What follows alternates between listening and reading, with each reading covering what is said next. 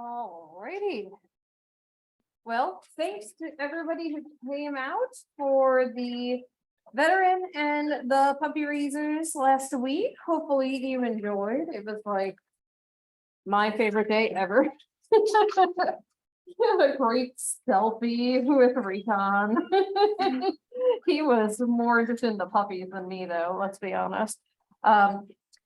And so just to kind of remind y'all of what's coming up, because believe it or not, we're coming really quick to the end of the semester. So class today, we have a couple slides to finish about substance use disorders. And then we're going to dive into personality disorders. If you haven't done exam 3 yet, would highly recommend doing soon because exam 4 is going to be due on the day of our student presentations. So, again, well, take 5 steps back and we'll get through this. Just do days for now. Okay, so today we have class. Thursday we do not, because Thursday is the academic symposium and honors convocation in the afternoon. Next Tuesday we do have class, and then we'll wrap up personality disorders. The following Thursday we do not have class because it's reading day, and it's the sort of exams right after that. So then the following Tuesday, the 9th, we have our student presentations, your group presentations at 11:30 a.m.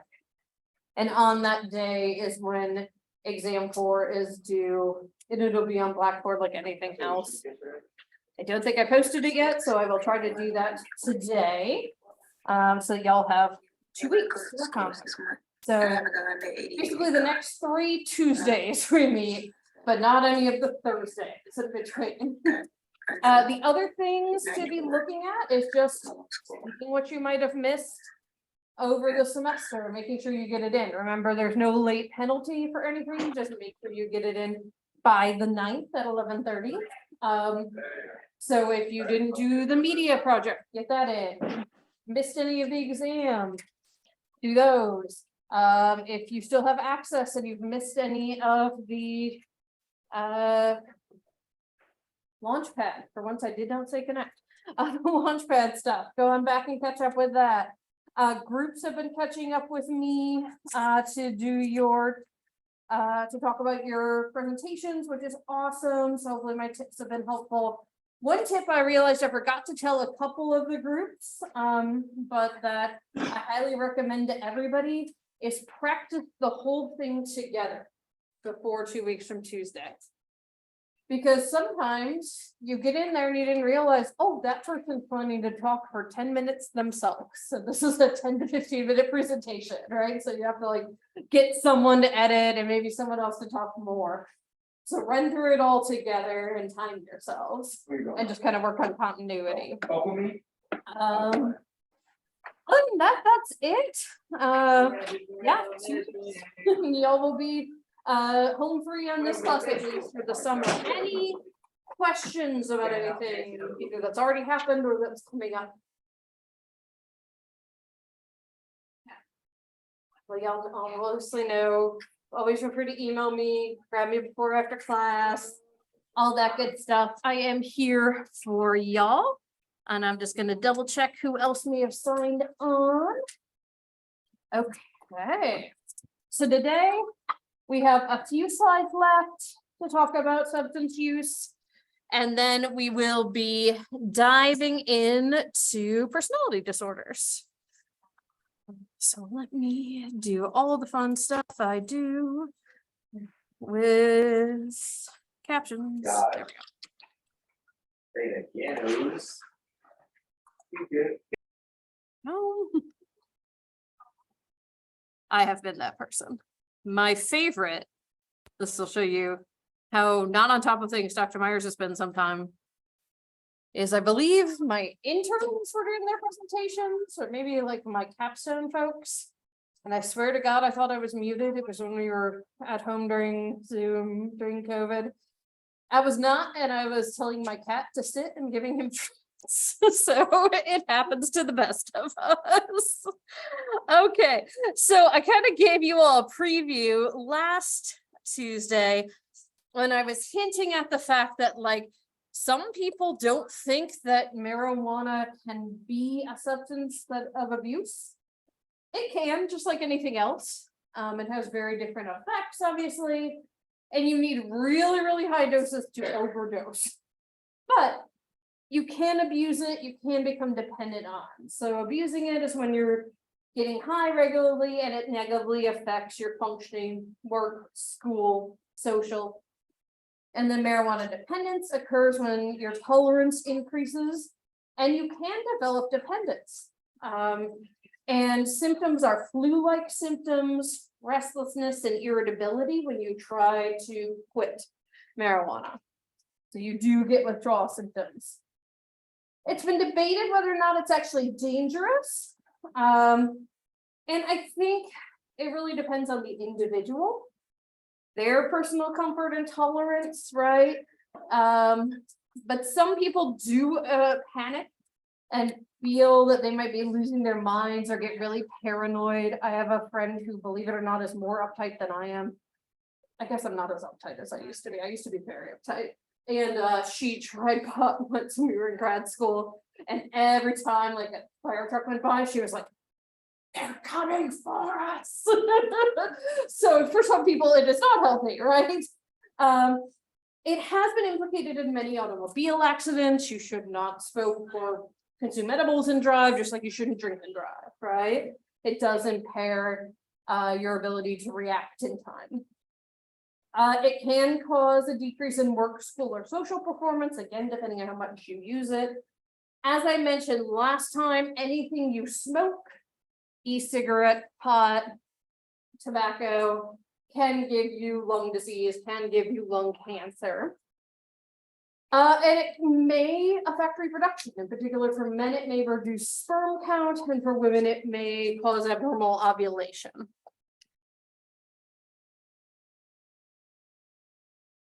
All right, so this is just a brief video. As Canadians brace themselves for the legalization of recreational pot, there have been many debates over whether or not cannabis is good for you. On one side of the spectrum, you get the pro-pot group. This is a freedom that has no victim, no crime. Then you get other people arguing any pot smoking will kill you and everyone around you. Marijuana, the burning weed with its root in hell. The dichotomy of these two views can be traced to two chemical compounds found in marijuana, CBD and THC.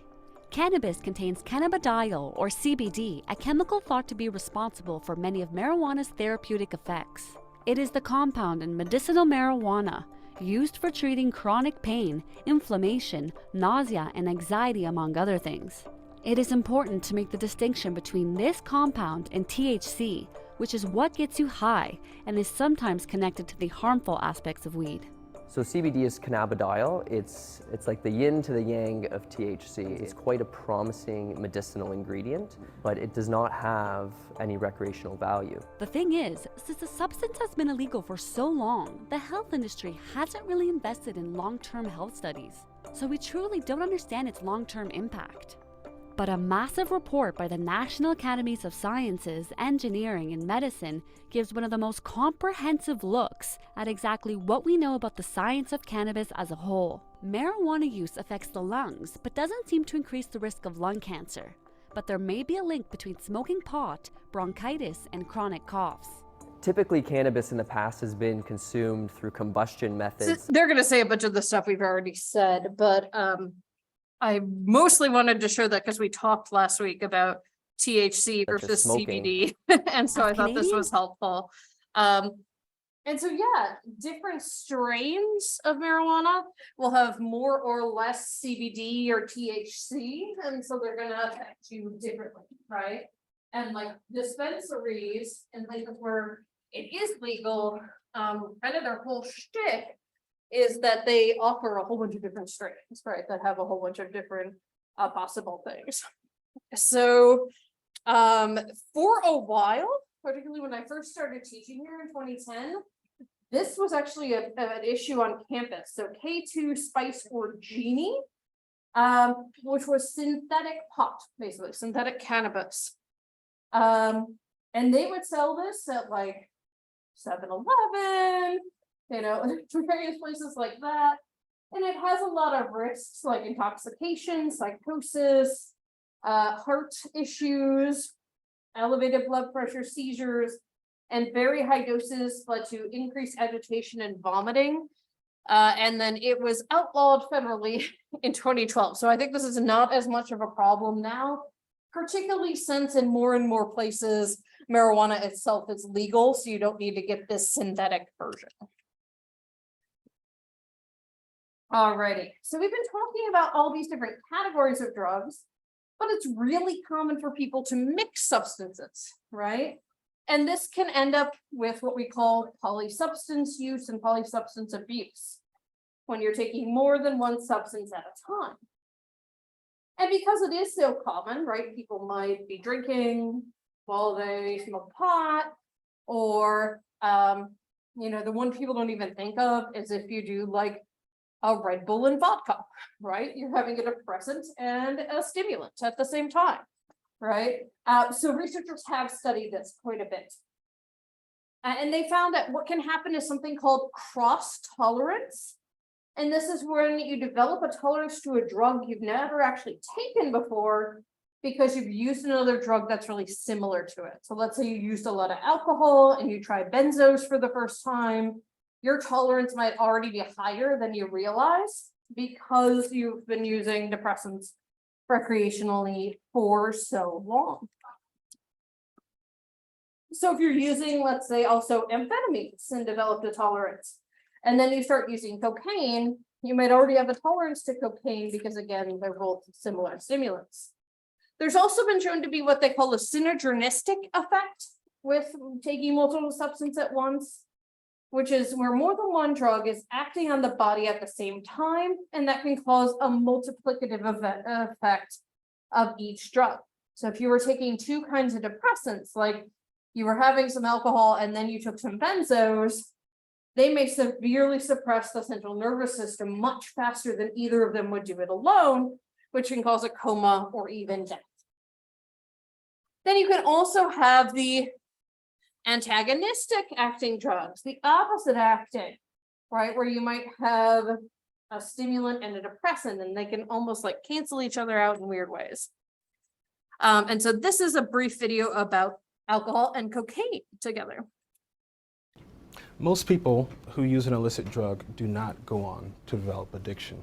Our study helps us to understand how an early exposure to something like alcohol can actually tip the balance and increase a person's vulnerability to developing addiction. The gateway drug hypothesis is based on the observation that when kids get involved in drugs, they follow a certain developmental sequence in which they use certain drugs prior to the use of other drugs. And the issue is what mechanism accounts for the fact that the use of one drug increases the risk of using another drug. You can't really find the answer in human populations, and when you turn to animal models, you have much better control about the various components. You can do experiments in rats and in mice that you can't possibly do in human beings. You can go to their brain, you can see which areas of the brain are involved, you can manipulate areas of the brain. These are things you can't possibly do in humans.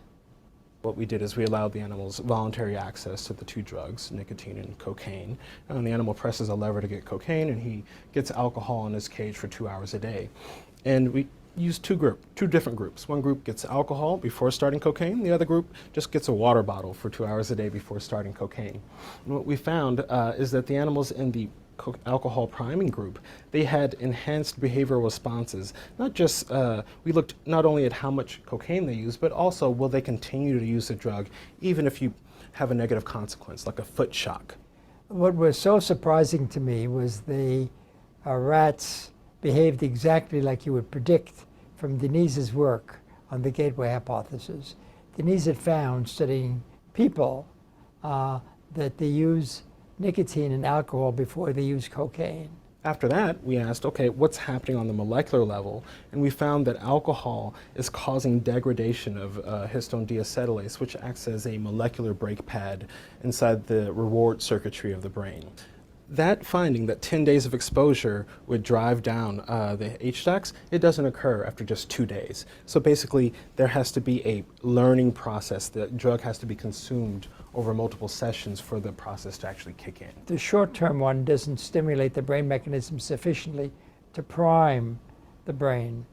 So you need to give a more persistent dosage in order to get the effect. When we looked further to understand the biology, the idea that it would be similar to a drug in a different class, I mean, that was very surprising to me, and to see the similar process. So this study both paralleled and extended some of the previous work that was done. And so just there you see how we do a lot of like the basic biological research on this stuff, because obviously we are not just like poking around in humans' brains while they take drugs, but we're going to do that a little more ethically in animals. You may have seen me pick up my phone because I was trying to remember, and I was correct. Eric Kandel, that they showed there, the older guy with the Botai, he actually won the Nobel Prize in medicine. He researched a sea slug, and he was one of the people who discovered that neuroplasticity is a thing. So I think we mentioned this way at the beginning of the semester, but neuroplasticity is the fact that like our brains can actually grow new synapses and recover. And we used to think before Candle's work that essentially you were born with all the neurons you were ever going to have, and if you got a brain injury, too bad, you're stuck with it. So very cool work that he did, and he actually just retired about a year ago. Okay, so what causes these? Like any other disorder, we have a whole bunch of different perspectives from different theories. Sociocultural perspective will say it's stressful socioeconomic conditions, poverty, unemployment. And it's also thought that if someone's in an environment where it's more acceptable to use substances, it's likely there will be higher rates. Because, you know, if you watch family or friends who use them and it seems okay, you're more likely to also use it. And it may even be expected of the person, and the person may feel more comfortable. The behavioral view looks at conditioning, and operant conditioning plays a role in the development of substance use disorders because a person experiences a reduction in attention as a result of drug use.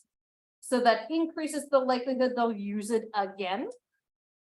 Marlin et al. Looked at a study where subjects completed an anagram task, so that you're given a word and like unscramble this or find other things you can make out of this word. And half the group, they just sort of like had them do it, the other half they criticized them while they did it. The group that was criticized drank more alcohol during the alcohol taste test than people who were not belittled. This should be like, this is probably not surprising to anyone in this room, right? It's a coping mechanism that's somewhat socially acceptable in our society. Behaviorists also believe that classical conditioning plays a role, that the objects present at a time a drug is taken come to produce pleasurable effects themselves. So just the sight of a needle will come to make that person feel more relaxed and at ease, and it's like their body starts preparing for the drug. And that can lead to a host of things of like starting to feel the effects as you're like preparing the drug itself. The biological view, you heard a little bit there, but there seems to be an abnormal form of the dopamine 2 receptor gene that's linked to substance dependence. And some of the biochemical factors, we know that the drugs are increasing certain neurotransmitters in the brain, and prolonged drug use reduces natural production of those neurotransmitters to basically compensate for the excess that's being released as the result of the substance use. So as drug intake increases, natural production decreases. This is part of how tolerance develops. And once a person begins taking a drug over a long period, the body stops producing those natural neurotransmitters to try to get it balanced, homeostasis, we call it. And because the person no longer receives the chemicals their body naturally produces, they come to need more and more of the drug to get the same effects. And as we mentioned previously, that's tolerance. This is why also that if you suddenly stop taking a drug, then you get withdrawal effects because your body hasn't producing the neurotransmitters at the same effect. And so now you have the effect of not having as much or any of those neurotransmitters, right? And that's where the symptoms of withdrawal come in until the brain can resume its normal production of the neurotransmitters. There's also a couple different ideas here that the reward center of the brain, or quote unquote the pleasure pathway, maybe what's being activated here. It's a dopamine rich pathway that produces feelings of pleasure, and various drugs stimulate the reward center by increasing dopamine levels. So then you're going to take it more often just because it feels good. Kind of a combo of behavioral and bio, right? You can also end up then with reward deficiency syndrome, where you only are getting your reward center activated by the drug itself rather than by stuff in your life that normally would have made you feel better. So how do we treat these things? Well, one of the things that we do is aversion therapy. And this is based on classical conditioning. Individuals are presented with an unpleasant stimulus while taking the drug, and after repeated pairings, they're expected to react negatively to the substance and lose their craving for it. So for example, in the past, we might have done a gentle electric shock every time they drink alcohol. And this thought that the pain caused by the shock will become to be associated with drinking, so you develop an aversion. There are actually medicines that do this as well that we'll talk about in a couple slides. There are also alternative behaviors which are coming up with different coping mechanisms rather than using your substance. So trying relaxation, meditation, biofeedback, and behavioral therapies, like a lot of the disorders we've talked about this semester, typically are only effective in combination with other things. CBT can be effective here. One of the techniques is behavioral self-control training, where you keep track of, in this case, maybe drinking, but you can do it with other substances. And you apply coping strategies in situations that trigger your use of the substance. So they'll identify times and places where you would typically drink or use your substance and develop more adaptive ways of coping in these circumstances.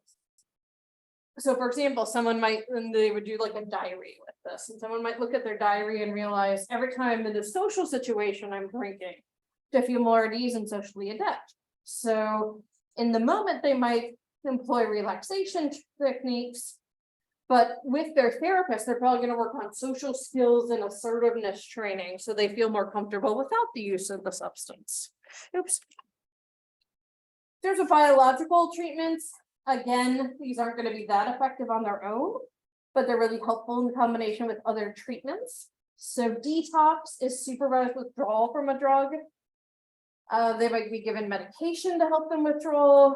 A lot of times you're just monitoring their medical symptoms to make sure they don't go into shock or have a heart attack or something like that. This is why inpatient substance abuse programs can be really helpful.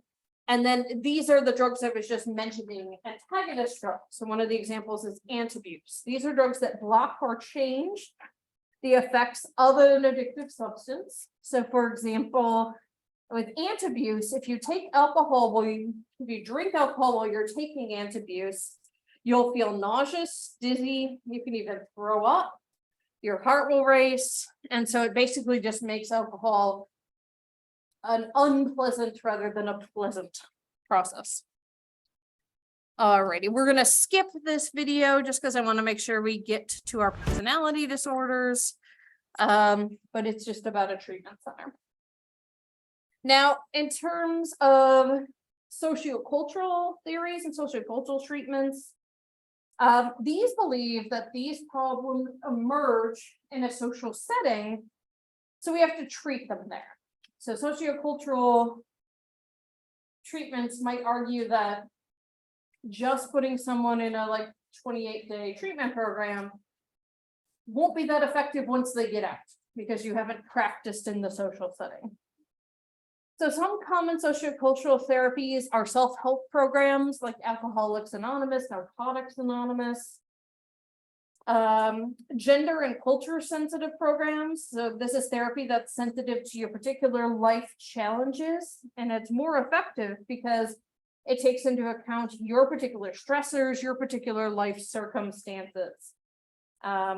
And then community prevention programs. These are a mixed bag. I never had DARE, but from what I've heard from my students, in some cases it seemed like a how-to rather than a prevention program for drugs. But there are other more effective prevention programs you could do. And some of them are like scare tactics. So like schools will get a crashed car and put it on their front lawn and be like, this is what happens when you drink and drive. And like, probably scares some people straight, but probably other people unfortunately laugh about it, right? So, all right, so we buzzed through all of that. And now we're going to start talking about the personality disorders. And I think I mentioned this story at the end of at the beginning of the semester, but I feel the need to repeat it here in the DSM-5 and in the DSM-5 TR, you think they would have like updated this, but they didn't. There are two different versions of criteria for personality disorders. There's one in the main text that they copy pasted from DSM-4. And then there's one in the appendix, which is what was actually recommended by the working group for personality disorders.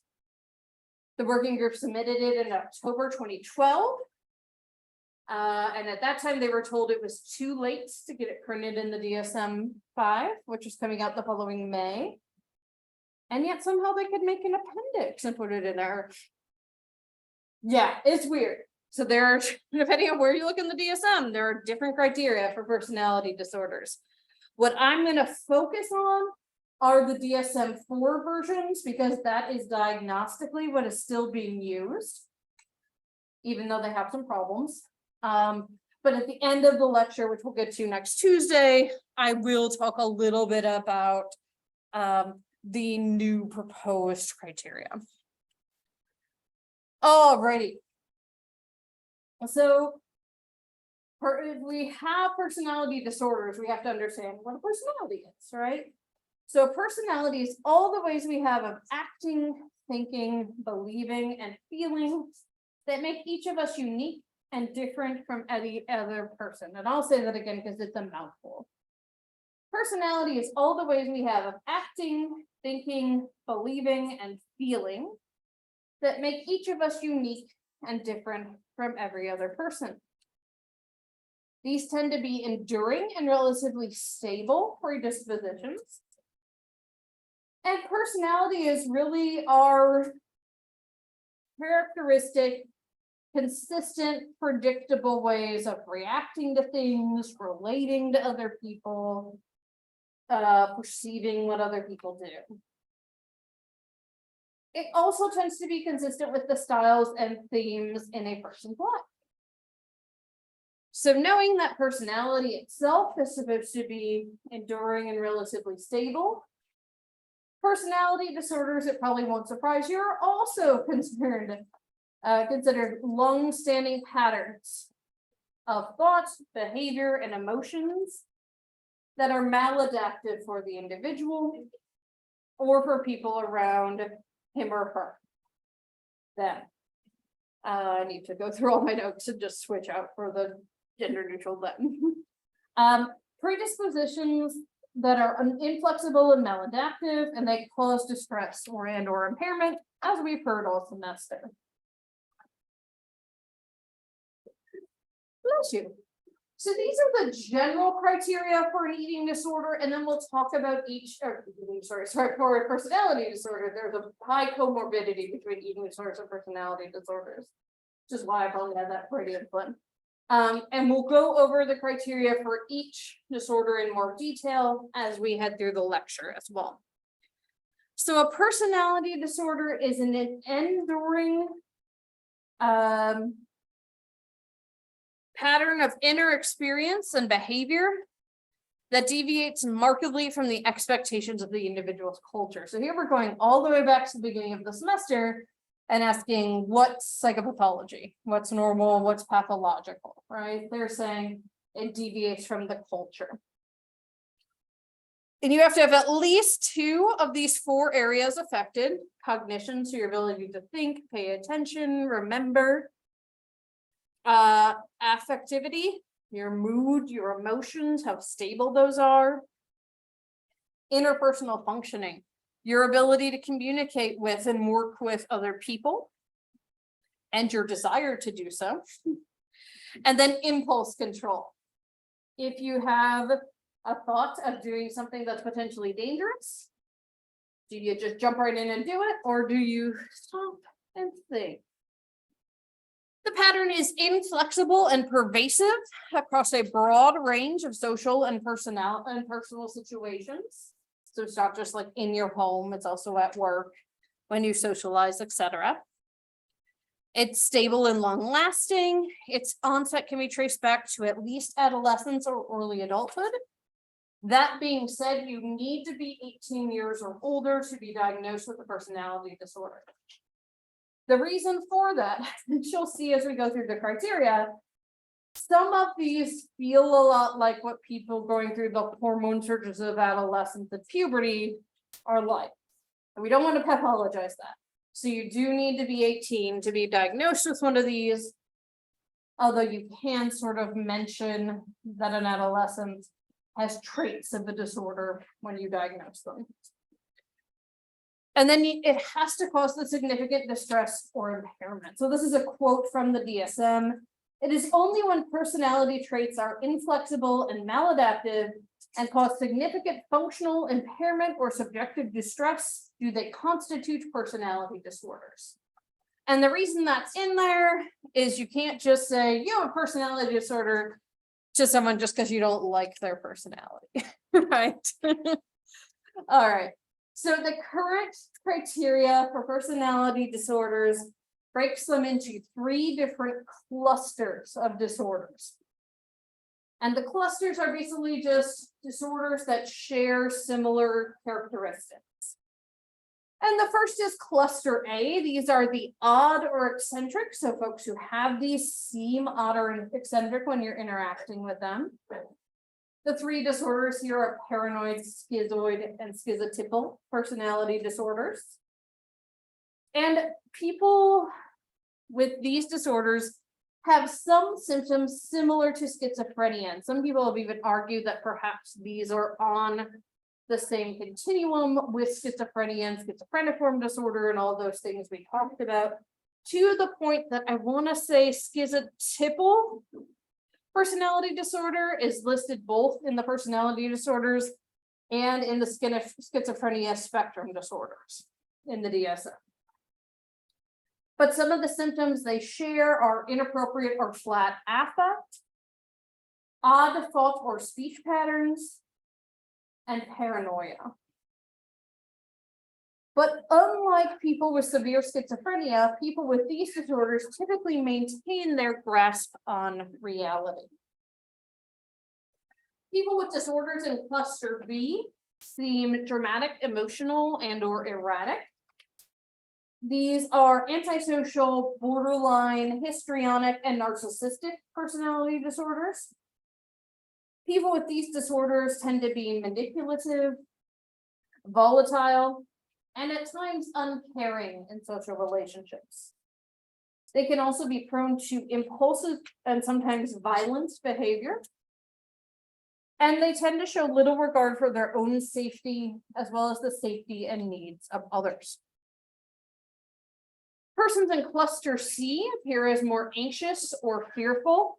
And here we have avoidance, dependence, and obsessive compulsive personality disorder. When we get to talking about that one, I'll make clear the distinctions between OCPD and OCD because they are distinct. People with these disorders are extremely concerned with being criticized and being abandoned by others.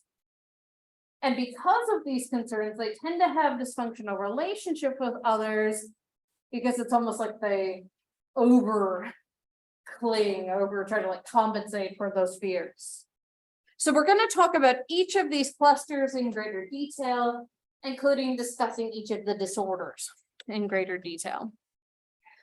This is a chart from your book, and this is arguably the best descriptions of personality disorders and their overlapping symptoms that I've ever seen. I'm certainly not going to like quiz you on this, but this is just if you try to wrap your head around how are the personality disorders similar and different and why the current diagnostic criteria don't really work that well.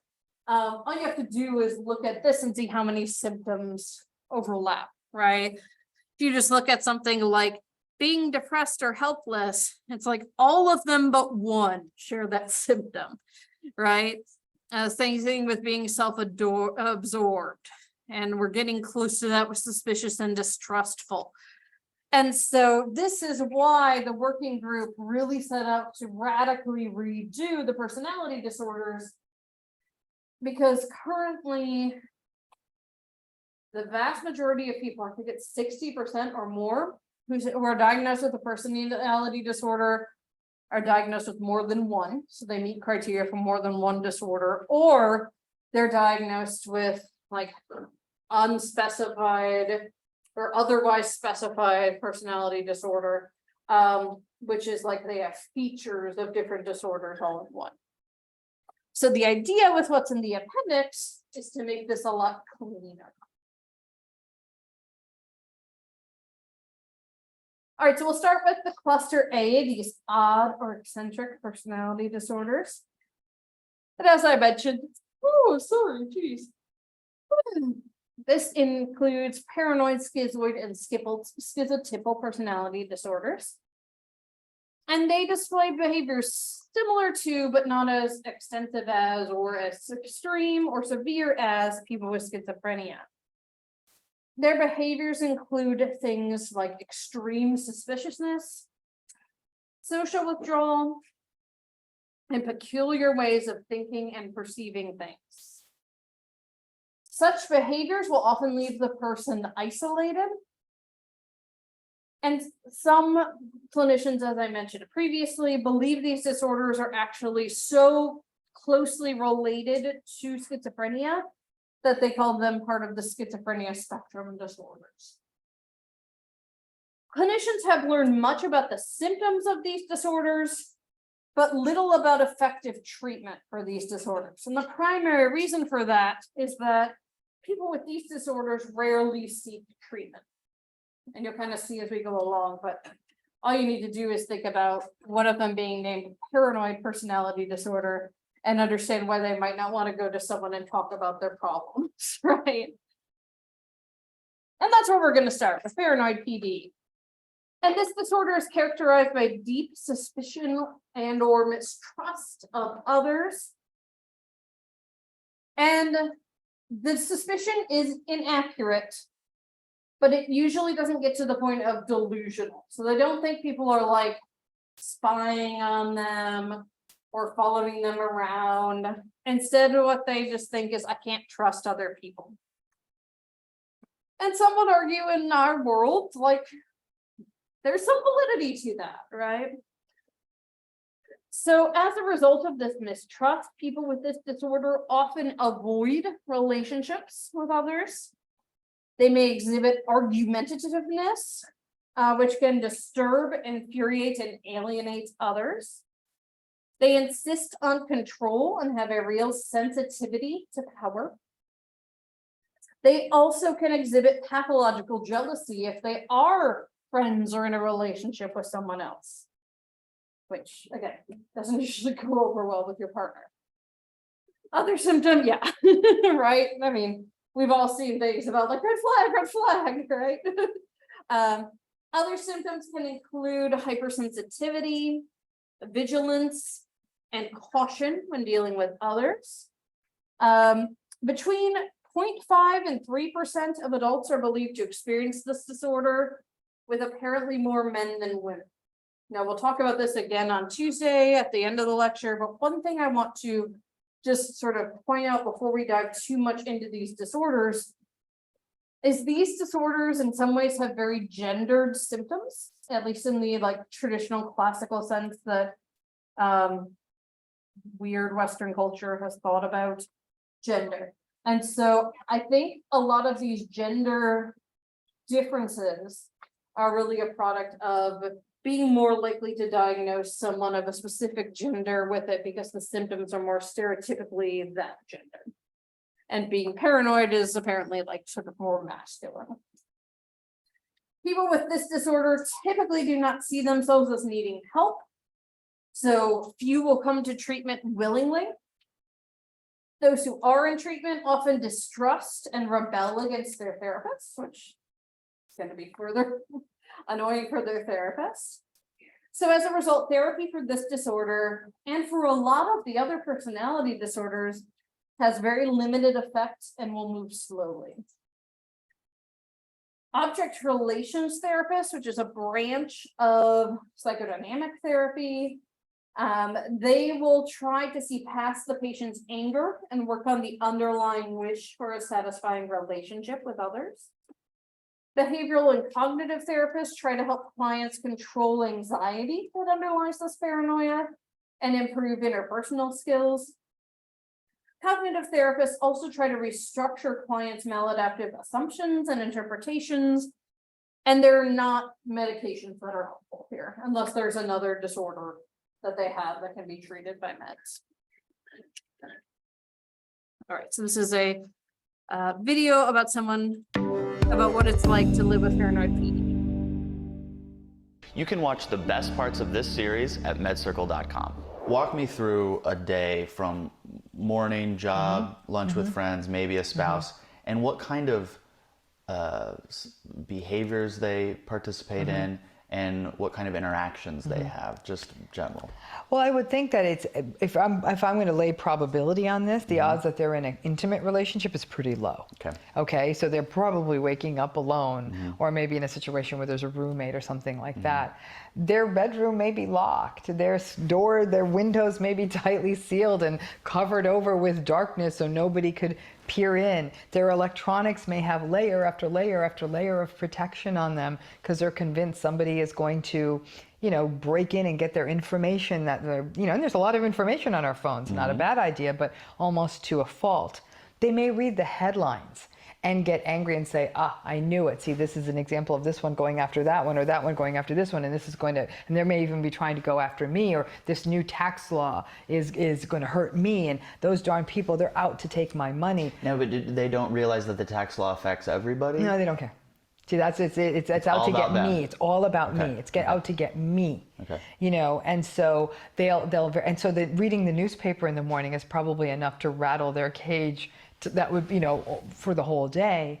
Then if they do need to go to a job, it's very much probably not a warm coming into the office if they go to a workplace or to a shop or something like that. If they work at home alone, it's very likely they're reading every email for some sense of threat.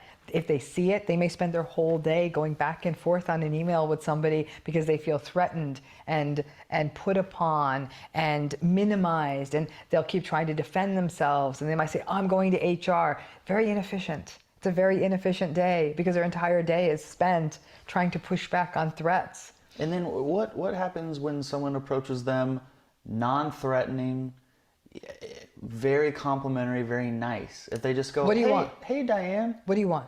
What do you want? Why are you here? What are you doing here right now? You weren't supposed to be. How did you know I was here? So it's very hostile and clipped right from the jump. So it makes the other person is already on the defensive even if they don't want to be. How do you win at that?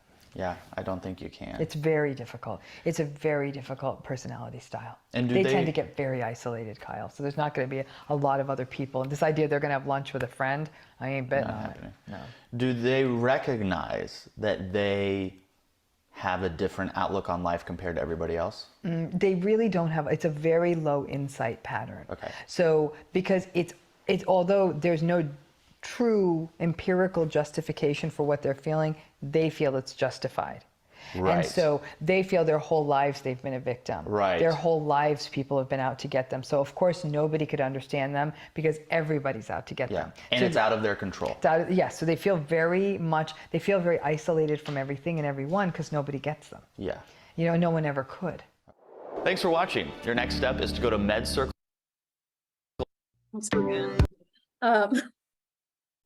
It's hard to find videos of actual people with paranoid PT for some reason. They don't want to put their face and name out there. But it at least gives you a vibe for what it's like to live with these disorders and how disruptive it is, right? All right, so next up is schizoid personality disorder. And this disorder is characterized by persistent avoidance of social relationships and limited emotional expression. These folks tend to be withdrawn and reclusive, and they're not interested in relationships with others. It's not that they're like afraid of it, they just like don't care, don't want to be in relationships. They focus mainly on themselves, and they're often seen as flat or cold by others. This disorder is estimated to affect fewer than 1% of the population. And again, we see it more often in men than women, but it's unclear whether that is an artifact of gender-based diagnosis. Their extreme social withdrawal prevents most people with this disorder from entering therapy, unless some other disorder makes treatment necessary. Even then, clients who come in with this disorder are likely to remain emotionally distant from the therapist. Cognitive therapists have sometimes been able to help people with this disorder experience more positive emotions and more satisfying social interactions. Behavioral therapists have had some success in teaching social skills to these folks. Group therapy can actually be useful when it offers a safe environment for social contact. Group therapy will not be useful for every personality disorder we talk about. And again, there's not a medication that's going to treat this. All right, so now we're going to talk about schizotypal. And this disorder is characterized by a range of interpersonal problems, odd, some say even bizarre, ways of thinking and perceiving, and behavioral eccentricities. So these folks, like folks with the other cluster A disorders, will have some paranoia and suspiciousness. They'll perceive others as deceitful or hostile. And social anxiety emerges from this paranoia. They may have ideas of reference, feel like the TV is talking to them, they're getting messages from the newspaper, something along those lines. And they tend to think that random events or circumstances are related to them.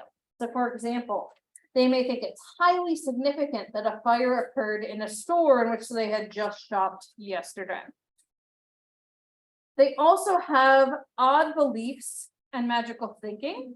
So for example, they may believe that they know what others are thinking or that others know what they are thinking. Illusions are just short of hallucinations. They may see non-living objects appear to breathe. They may see patterns in the walls where they think they see people. You know, if it was in this room, maybe the little dots are bugs or something like that. They can have disorganized speech. So they might be tangential. They might start talking about one thing and then quickly transition into something else that's highly unrelated to what they were initially talking about. They can be really vague. It can be difficult to determine exactly what they're talking about because it's so global and abstract. And then they can do the opposite. They can over elaborate, where they have very fluid speech and they describe every detail of an event. People with this disorder often have great difficulty keeping their attention focused, and conversation is typically digressive and vague. These folks tend to be socially withdrawn, and they seek isolation and have few friends. If there's an estimate that 2 to 4% of the population, and again, slightly more males than females, may have this disorder. And I was right. This is the one that's listed both in the schizophrenic category and in the personality category in the DSM-5. Now, what about therapy? Therapy is as difficult in cases of schizotypical personality disorder as it is in cases of the other cluster A disorders. The biggest thing is these folks are just not going to come in for treatment the vast majority of the time. If they do, it will be someone in their family, friends who kind of like push them to come.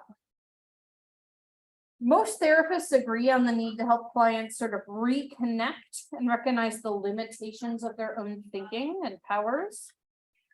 Cognitive therapists further try to teach clients to objectively evaluate their thoughts and perceptions. And this is a personality disorder that medications seem to help with.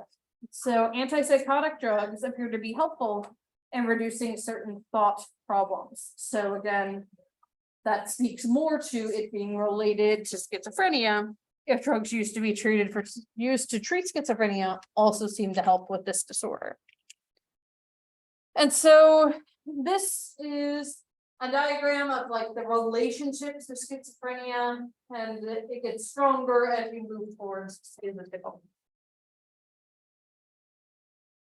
All right, So next, we're going to start talking about cluster B, which is the dramatic personality disorders.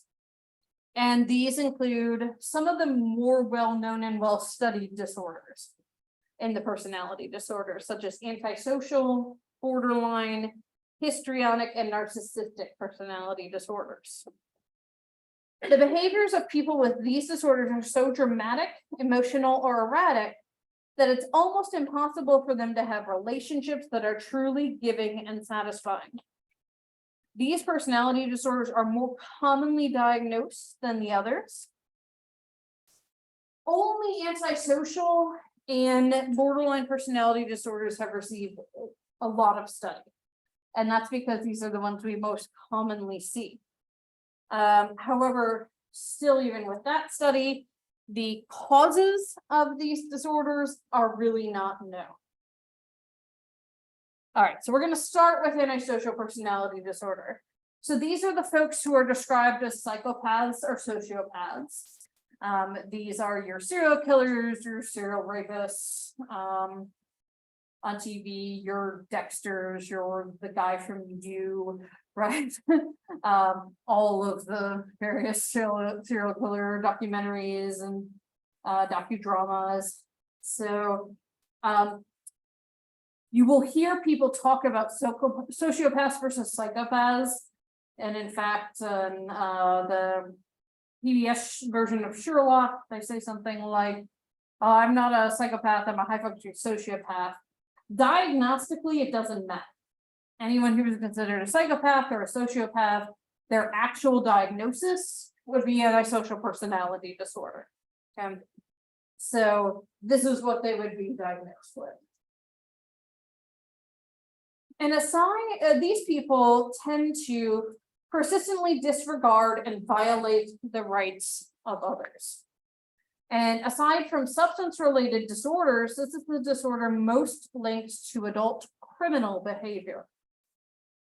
As I mentioned previously, you have to be at least 18 to be diagnosed.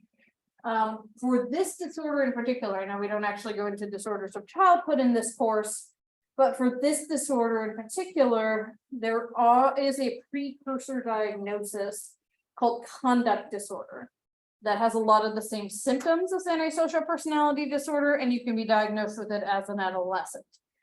And not everyone with conduct disorder goes on to be diagnosed with antisocial PD, but it certainly can be a precursor.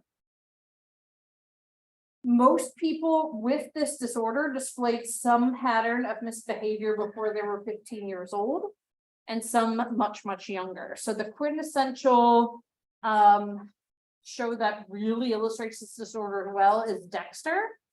And on that show, if you're not familiar with the premise, he's a serial killer who just kills other bad guys. So it's like, is he a hero? Is he a vigilante? What is he, right? And he started killing animals when he was quite young. And that is typical of some folks who go on to develop this. In terms of symptoms, as I mentioned, they disregard and violate the rights of others. They tend to be very intelligent, but lacking in judgment. They're sharp, they're quick-witted, they're with it. Sometimes this is described as the mask of sanity. So again, on the show Dexter, he works at a police station and he's a serial killer. And one of the ways he kind of like ingratiates himself to the other people is he brings in donuts, right? And he goes around and offers them to everybody. So everybody likes him because he's the guy with the donuts, right? And there's only one guy who's like, you give me the creeps. And even like it's narrated, and Dexter's even like, why is he the only one who gets creeped out by me? Right? But it's because of this mask of sanity. They also have the ability to put up a really good front. So they can be charming and likable and seem spontaneous. They tend to be humorous, upbeat, and optimistic as part of that mask of sanity. They have an inadequate conscience. They have no Jiminy Cricket. And if they did, they would flick him off their shoulder. So they're been described as morally deficient. As a result, they're often emotionally unaffected by punishment. You can put people like this away for a year, 10 years, and they'll come out, nothing learned, nothing changed. They have a lack of what's called anticipatory anxiety. So if anyone in this room, I'm gonna just assume we have already psychopaths in this room, I could be wrong, you never know. But if anyone in this room were to commit a crime, we would feel really anxious before we did it. What if something goes wrong? What if I get caught? These folks don't have that. They're just like, I'm gonna do it. They also have a lack of remorse and guilt for anything they did. So there's this sort of formula that I put down here, which is that we have intelligence and social shrewdness and this lack of conscience. And so that's sometimes called sincere deceitfulness, right? So they'll just seem really sincere and like they're just this good guy or good girl. And in fact, not so much, right? They can have irrepressible and impulsive behavior. They can be very irresponsible and narcissistic. They can be described as sensation seeking. So just like folks who abuse substances, they need like more and more in order to activate those pleasure or excitement centers of their brain. So like, again, people in this room, you might get like a pleasurable sensation from just hanging out with friends or binging your favorite show on Netflix. These folks would need to do something like much more up the stakes, up the ante. And reality is for their gratification. I think it's theirs for the taking. They tend to reject authority. And as I mentioned already, they're unable to profit from experience. They reject what they consider the rules of the game. They do things their own way, which leads to a rather erratic social history and burning out. And one of the phrases I love, which is historical stupidity, just not learning from your past. I think we can all think of people, countries, states, right, that have some historical stupidity right now. They also have an inability to maintain interpersonal relationships because they're socially facile, and they've been described as interpersonally challenged. They're egocentric, they're cynical, they're remorseless. Because of this sensation seeking, they're always kind of searching for the edge, whatever that is. And people with this disorder are likely to lie repeatedly, be reckless, be sexually promiscuous and impulsive. They have a disregard for other individuals and can be cruel, seductive, reckless, and violent. So one thing I'd like to point out about this disorder is that people have this disorder. Yeah, God.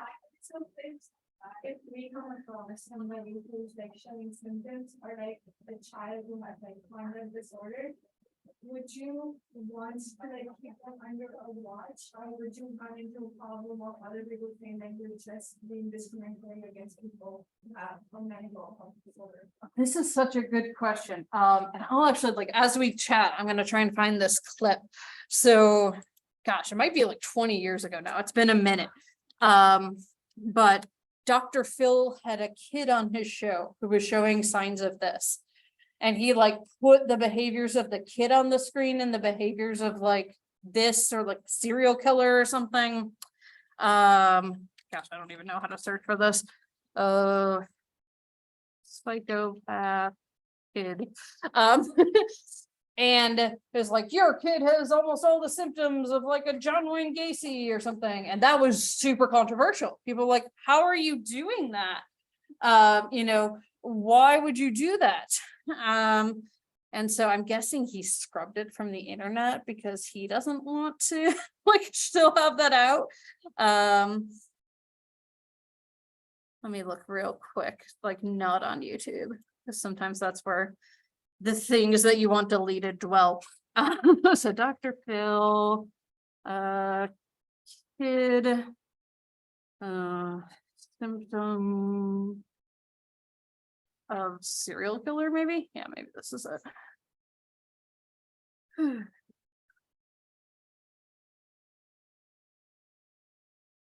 Yeah.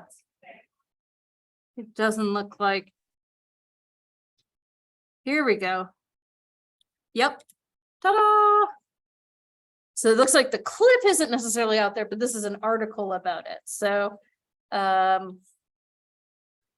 so he got a investigation by his board of licensure because of this. He does have a PhD in clinical psych. Woohoo. So here we go. Acts of violence don't come out of nowhere. Every parent should know the warning signs. For the most violent of criminals, there are 14 traits of serial killers. Now meet the parents terrified of their own son, who has 9 of the 14 traits. Like, we're just like, wait, what? Like this kid, like you can't necessarily do that, right? So yeah, I think it is really controversial, right? To be like pre-diagnosing. We don't want to get into like minority report land, right? But at the same time, yeah, I think that if parents are concerned, right, that perhaps this kid should undergo some sort of like psychological treatment, work with them. You know, unfortunately, if it is conduct disorder that is going to turn into antisocial PD, there's not much you can do to change it. But like you said, at least maybe we can monitor it and make sure they're not harming other children, things along those lines. But yeah, of course, it's controversial because no one wants to be told like your kid's going to be a serial killer, right? Obviously, who knows the payment and do like realize that that person has ancestors to be. Like you said that they don't like experiencing wars and their chances of becoming better are very low. So like I'm assuming that would lead to a lot of ethical questions in terms of how to transfer. So would you say that it's worth investing in their lives, or is it like should they like? That is such a good question. Yeah, and I mean, this is like the logistical question about our penal system in general, right? Like, should we be pouring money into like rehabilitating people who other people think are awful? Other countries do it and have a lot better success than we do, right? So I think you can do it well. But yeah, it's really hard to get them to change. I think the argument for imprisoning them would really be to keep other people safe while they're in there. But like, for example, one of the things I often talk about when I cover treatment is doing group therapy with these people is like the worst thing you can do because they just give each other ideas rather than like get better. So yeah, it can be really tough, right? To sort of sort out like psychologists ethically and professionally want to believe we can help everybody, right? But typically the person has to want to change in order to change, and these people typically don't think there's anything wrong with them. So yeah, really good question. I think it's incredibly important to point out that ASPD is incredibly demonized, and not everyone living is a bad person. There is a difference between committing bad acts and having any. Yeah, and that's a really good point too, that some of these people are very socially accepted. So for example, some people with ASPD can modulate it, can just sort of live a normal life. Others are brokers on Wall Street. They're very successful. They caused the housing bubble, right? And so, yeah, as with any disorder, we want to make sure we don't label them as evil, right? And as a science, we need to challenge ourselves to figure out how to help them, right? Because I think a lot of people are just like, well, can't do anything about it, right? But there are very good researchers out there who are like, no, let's see what we can do to help them, right? And let's see, not only for them, but for the benefit of society, right? And again, yeah, with what Oliver's saying, imagine you are this person and you are not acting on urges to harm other people. This is a really tough and isolating way to go through life, right? And so like, I think that can also make their lives even harder because other people are going to reject them, and that makes it even more difficult. A lot of disorders are demonized. Bipolar people are called insane as an insult. and it's the exact same. Oh, yeah. It's the exact same. Yeah, this is one of the reasons why I try to check myself. I'm not always perfect about it, but like that we should check each other when we say, God, you're so bipolar, right? Like, what does that even mean? Oh, I'm feeling a little OCD today. Like, that's not a thing. Yeah, and even using insane as an insult. I mean, one of the things we have changed is the R word, right? I think some people still use it, but a lot less than the word retarded used to be used in our society as an insult. Right? But we need to do that for a lot of psychological language because people use it as an insult. People say, oh, you're crazy, you're a psycho. Okay, what do you mean by psycho? Do you mean a psychopath? Do you mean psychotic? Right? And why is a disorder something you're using as an insult? Right? Are you like, oh, you're so fluish, right? Oh, you remind me of or like, oh, I'm feeling a little corona-y today, right? Like, we don't say stuff like that. And certainly not as insults. So yeah, we need a lot more understanding and education in our system as a whole. Again, this is me as a clinical psychologist who's obviously very passionate about these issues. But I feel like health classes from the time kiddos first get health classes should also cover mental health, right? And more they are. So the app I personally use for meditation is called Smiling Mind. And the company that has this app, they actually have an initiative from their home country of Australia to put mindfulness in schools as young as elementary school, to try to help kids to learn to modulate stress and anxiety and things like that. That's great. We should be trying stuff like that, right? And getting those skills to people early. You know, preventative psychology, right? It's great. But yeah, we have a lot of these ideas where we demonize people who have mental health issues. We blame incidents of violence on mental health issues. There are people all over the world with mental health issues, and other countries don't have as many mass shootings, right, as we do here. So there are other things going on, and things are sometimes enabled by the culture as well, right? So yeah, don't do what Dr. Phil said, right? Don't say this kid is like a serial killer. Like, just don't do it. And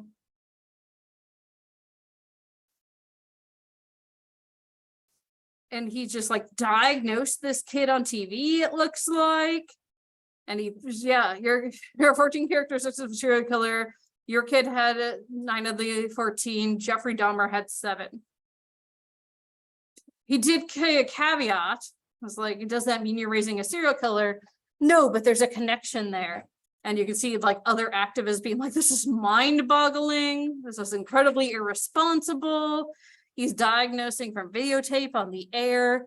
Dr. Phil did lose his, I don't forget if he lost his license or just got sanctioned because he had his son and his wife practicing on his show basically, and neither was licensed.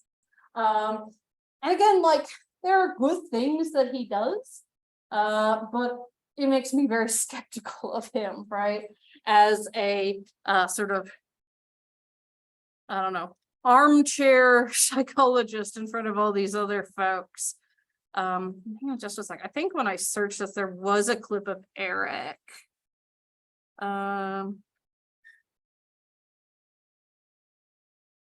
There's one where he actually did about during. Let me just try now that I know this kid's name. See if there are any clips still existing of him. No, again, he scrubbed them. Dr. Phil has good PR. Okay. Well, I mean, like in one way, good for him. Another way, not so great, right? So as I mentioned, and maybe not surprising to you all, this is something that's really hard to treat. Somewhere around the order of 3.5% of people in the US meet criteria for this disorder. We see more men than women and more Caucasians than people of color diagnosed. It's much more common in prisons, so 50 to 80% of those incarcerated. And as I mentioned, some of the people who are really good at using these tactics are the ones on Wall Street. Because people with this disorder are often arrested, we frequently look at people in prison populations to research them. But we also know that's problematic because then we're only getting the ones who have actively committed crimes obvious enough to get caught, right? There is a risk of higher alcoholism and other substance-related disorders among this group. And kids who do have conduct disorder, particularly those who also have ADHD, have a heightened risk of developing antisocial PD, but even then, they're not guaranteed to go on to develop it. About 25% of all people with this disorder will receive treatment, yet no treatment actually appears to be effective. A major problem is that lack of conscience, the lack of desire to change. Some cognitive therapists try to guide clients to think about moral issues and the needs of other people to varying degrees of success, depending on the individual. Hospitals have attempted to create therapeutic communities, but as I mentioned, group therapy does not work. They encourage each other and give each other ideas.